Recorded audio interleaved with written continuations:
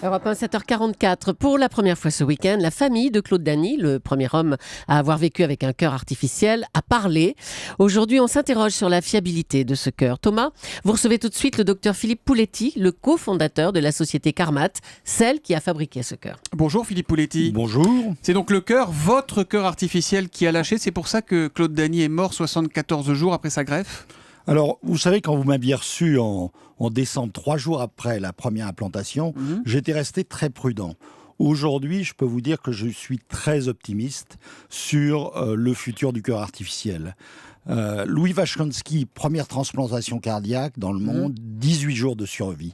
Clovis Roblin, première transplantation en France, moins de 3 jours. J'entends bien, mais Claude pardon, Dany, qui est un pionnier, 74 jours. Mais est-ce que c'est le cœur qui a lâché? Le critère de succès dans ce premier essai, où les 4 premiers malades sont des malades sans alternative, en fin de vie, dans un état très grave, c'était 30 jours. Donc 30 jours, c'est un succès avec 75 jours. On entend tout l'espoir que ça crée pour la suite.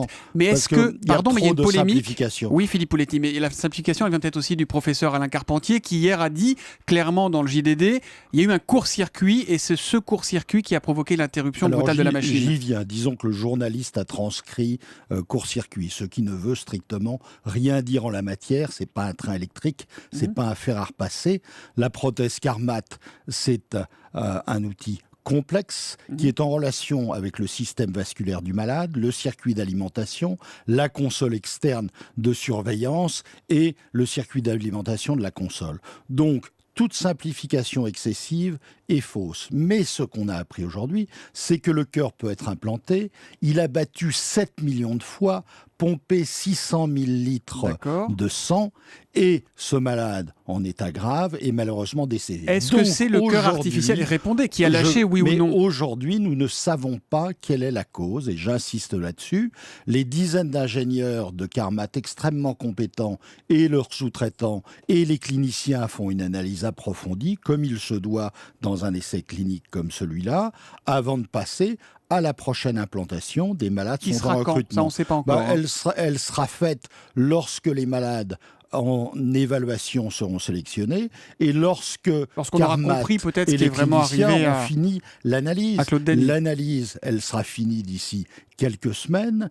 S'il y a des corrections mineures à faire, elles seront faites pour comprendre le problème, mais j'insiste sur le fait que cette grande première mondiale est un succès pour avoir montré que la bioprothèse n'entraîne aucun accident vasculaire cérébral, aucun caillot, et a fonctionné 7 millions de fois. Il faut rendre hommage à Claude Dany. Philippe Pouletti, est-ce que vous n'avez pas, dans votre communication, tous été trop optimistes? Je prends un exemple. Le 24 janvier, vous êtes chez nos confrères d'RTL et vous dites « Le malade a très bien passé le cap des 5 semaines ». Or, quand on lit l'interview de la famille de Claude Dany, Josiane, sa femme, dit hier, il a fait un malaise le 10 janvier, c'est-à-dire 15 jours avant vos déclarations à vous.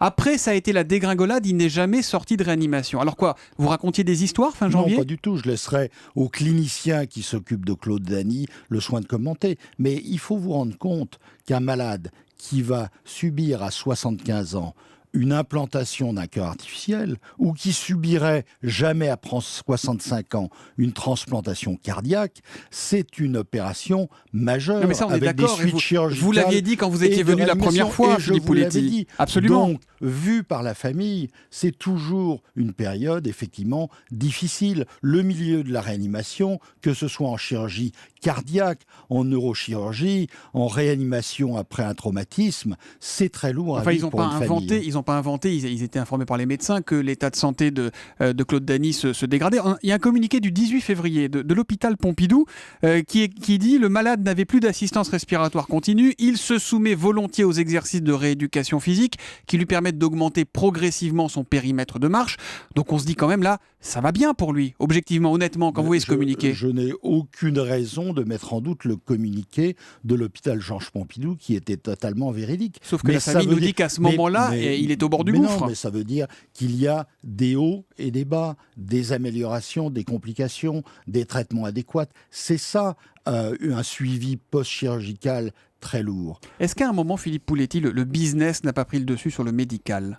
Jamais, parce que, souvenez-vous de mes propos, moi qui suis actionnaire, j'ai toujours incité à la prudence que quand le docteur Lemoine d'Europe 1 disait dans ce studio « c'est gagné », je disais attention, ça n'est que quelques jours et ça n'est qu'un seul malade.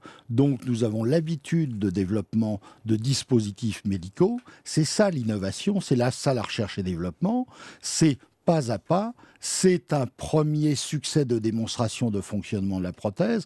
On s'était habitué, bien sûr, à ce que Claude Dany, qui n'avait que quelques semaines d'espérance de vie, vive, et on espérait le voir sortir de l'hôpital. Vous n'avez aucun regret sur la façon dont tout cela a été géré, tout cela a été raconté?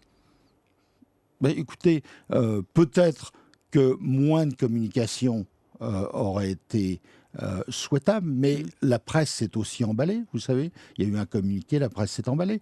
Mais cette grande aventure médicale, scientifique, technologique française, elle va se poursuivre. Alors, vous avez dit dans quelques semaines, mais c'est quand l'objectif? Immense, et je suis convaincu que le cœur artificiel Carmat va être un succès. Les essais vont se poursuivre. C'est quand le prochain? Je suis sûr que vous l'avez en tête, vous le savez à peu près. Non, parce que c'est dans les prochaines semaines. C'est la conjonction de la disponibilité d'un malade qui répond aux critères, de la fin de l'analyse par les ingénieurs de Carmat et les cliniciens, donc disons probablement quelques semaines. Vous avez déjà un ou plusieurs malades qui sont d'accord pour tenter cette expérience-là? Alors d'accord, ça veut dire avoir signé le consentement éclairé. Aujourd'hui, il y a des malades qui sont en évaluation à Georges Pompidou, à l'hôpital Marine-Lannelongue, à Nantes, et le fait que les cliniciens français et d'ailleurs étrangers soient très motivés pour sélectionner des malades et faire les prochaines implantations est en soi un signe très fort. Mais il n'y a pas encore de signature au bout d'un papier des malades? On va attendre pour cette signature d'avoir fini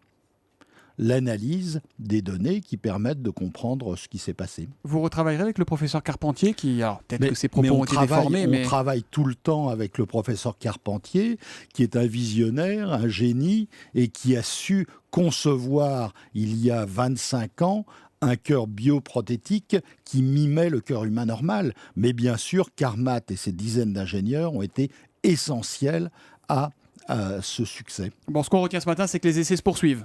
Les essais se poursuivent, la prochaine implantation se produisant quand l'analyse sera finie sur le premier patient.